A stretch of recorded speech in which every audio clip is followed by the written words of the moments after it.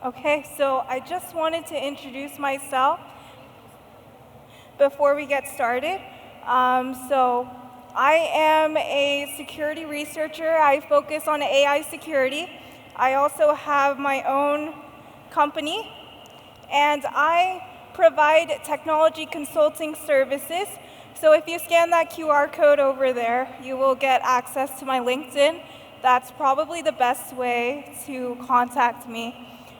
So I combine both AI and cybersecurity. I teach AI, but I also know cybersecurity. In the last presentation, we talked about the concerns of AI, but in this presentation, I'll talk about more of the positive aspects of AI and how we can actually use AI for data privacy. So first, let's just talk about what is data privacy. So we want to secure all of this PII, or personally identifiable information, right? We don't want everyone in the world to know about our healthcare information, where we are.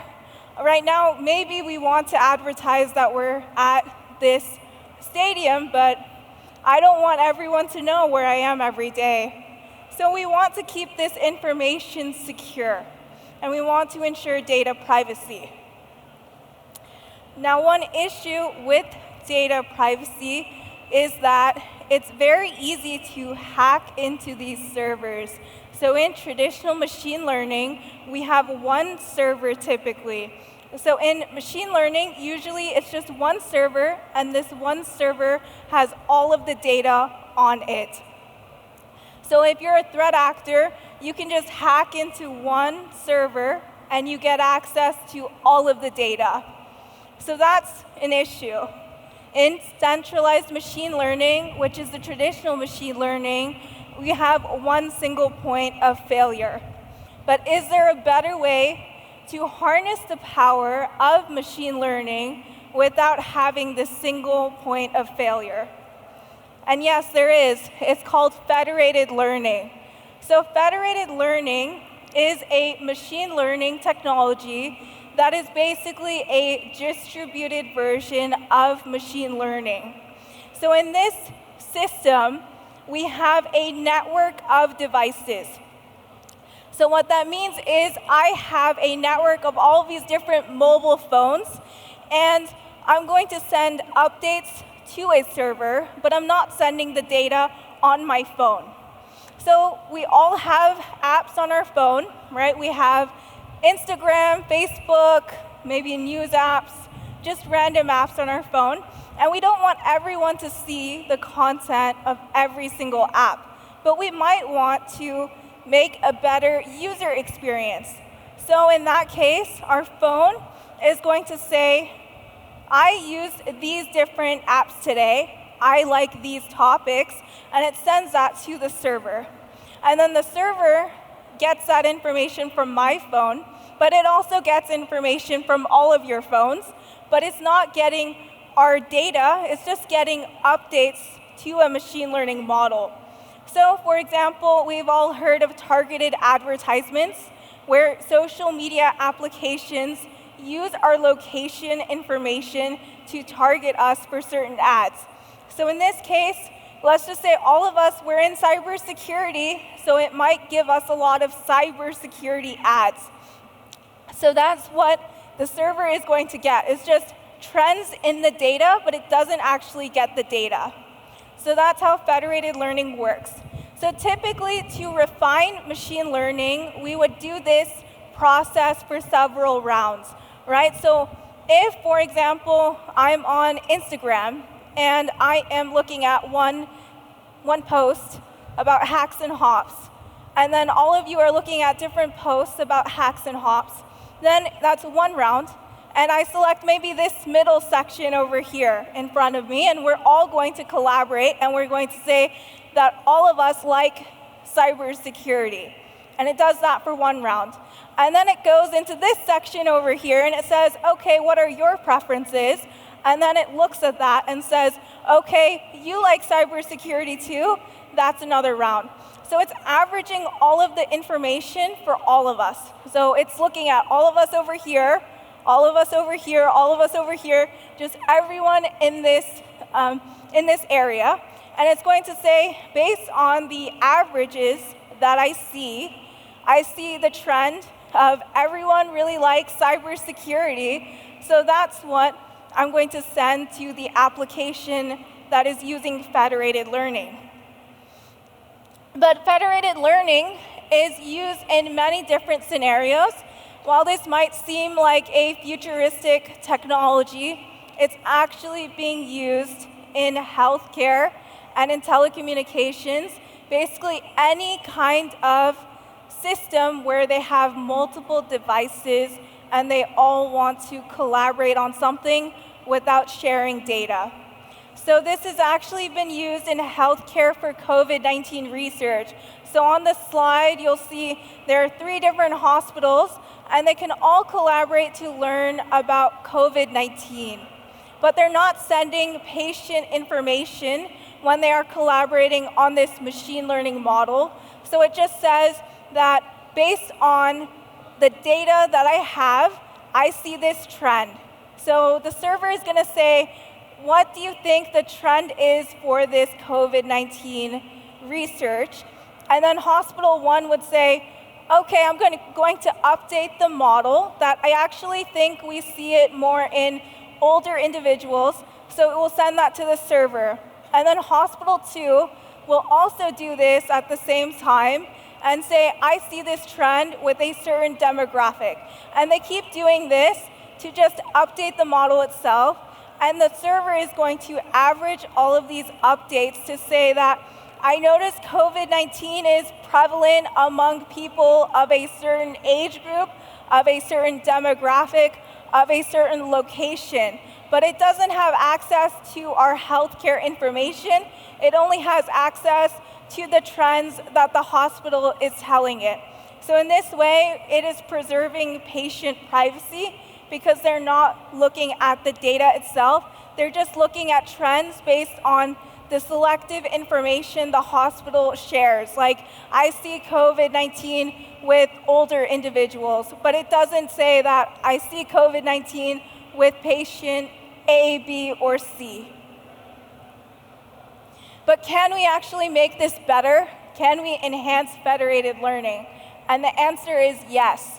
We can actually make this even more private and make the data even more private and more secure.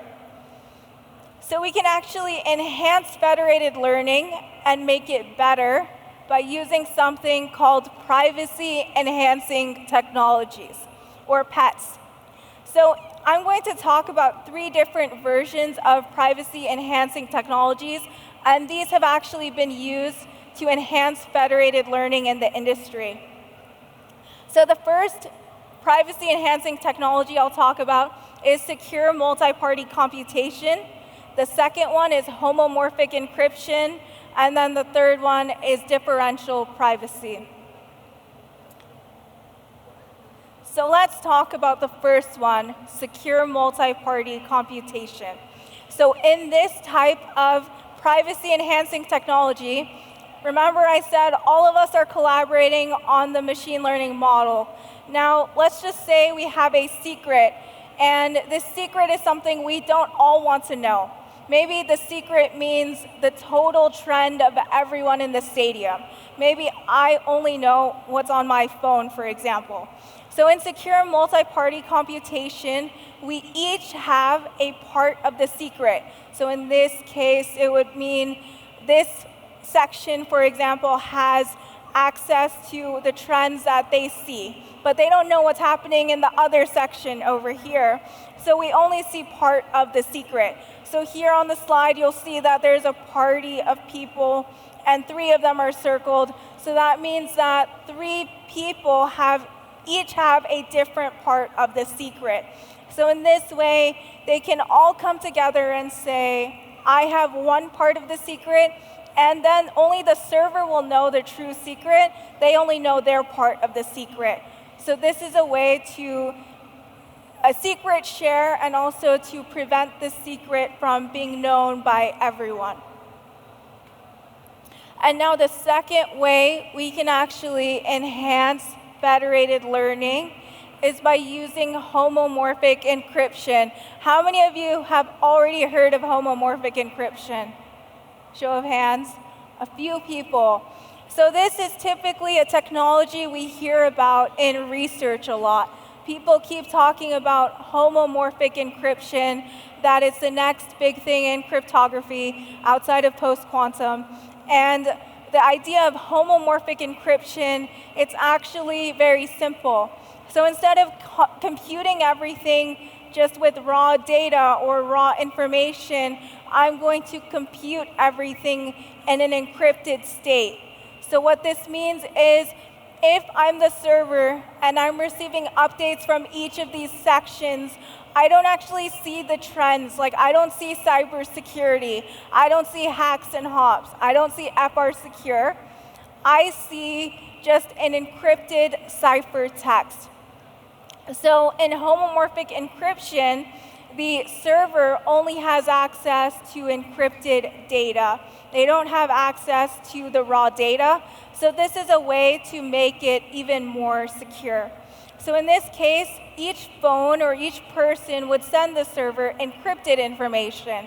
And now you might be wondering, how does the server actually know, based on this encrypted information, what the model should be? Or what is the final result of all of the trends that we see? And the answer is they use homomorphic encryption to securely average all of these updates. So there's a lot of math involved, but the gist of it is we're using encryption so that no one can actually see the trends. So we don't have something like a man-in-the-middle attack where some random person in this stadium could see that we really like cybersecurity and hacks and hops, right? So we want to sometimes secure this information because we don't want everyone to see the traffic from our phones, and we don't want everyone to see the trends that we are giving to this server. So in this case, the server cannot figure out the model updates for each client, and that's because everything is encrypted.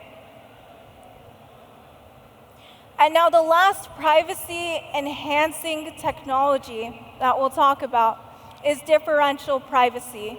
So differential privacy is actually something that we use in healthcare and in telecommunications. It's basically we want to add noise itself to the model updates, to mask the model updates themselves. So in differential privacy, we are only going to have these updates, but they have noise added to them. So one challenge with this is in federated learning, when we have all these different clients giving us model updates and we use differential privacy, then we add this noise, but the challenge with adding the noise is that sometimes it can actually compromise the performance of the model itself. Because if we add too much noise to the model, then it impacts the performance. So in research, they have actually used differential privacy with federated learning to preserve the privacy of the model and to try to make it more private. But the challenge we see in a real-world scenario is that if you use differential privacy, for example, with all of us here, and we try to send the model updates to the server, if this was an ideal scenario, what's going to happen is we all have these differentially private model updates, which means that cybersecurity, hacks and hops, that trend, we're going to add noise to it. So instead of saying cybersecurity, it might say something else completely different. And then the server will use math to determine what actually the updates are. But the challenge is if we transform cybersecurity to something like soccer, and the server receives some cybersecurity instead of cybersecurity, we say cybersecurity is not the trend we see soccer.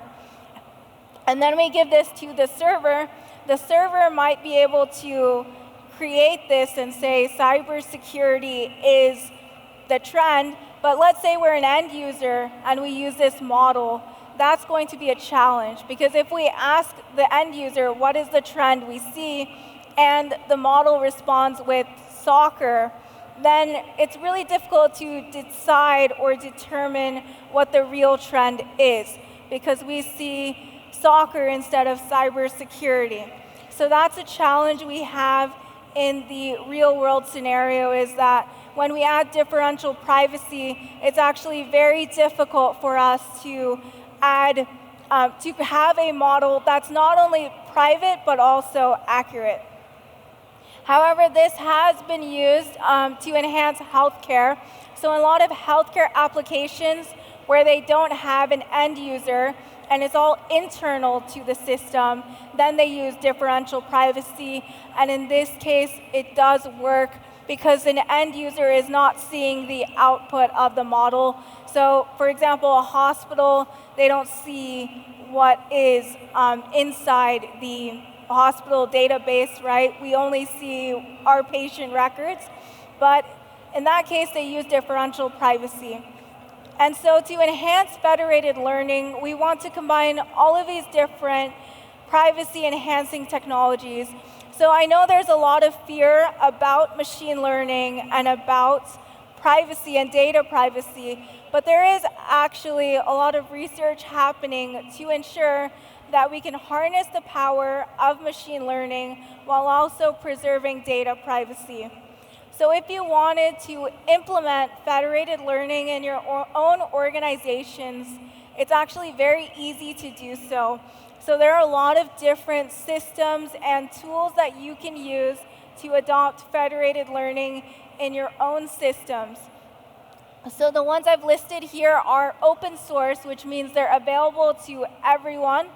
And federated learning is just a type of machine learning. So in your organizations, if you have data scientists or you have developers, they can easily implement federated learning in your organizations. It's typically implemented with Python. So in federated learning, we typically use Python, which is a standard language for machine learning. And then you can use PySwift or Flower or TensorFlow or many of the other tools out there to implement federated learning. So the idea is that just if you have machine learning or AI already in your organizations, it's very easy for you to tack on federated learning to it. So it just enhances data privacy for you, and it's very useful in industries where we want to ensure that there is data privacy, healthcare, telecommunications, government systems. So it's a really useful technology. And so I wouldn't be scared of federated learning or AI or machine learning. It's actually very useful. In fact, it's coming out in a lot of different applications now. So that concludes my presentation. Please feel free to contact me. You can either use LinkedIn or you can email me directly. My email is just anmol@aloratech.com. So just my first name @aloratech.com. Thank you so much.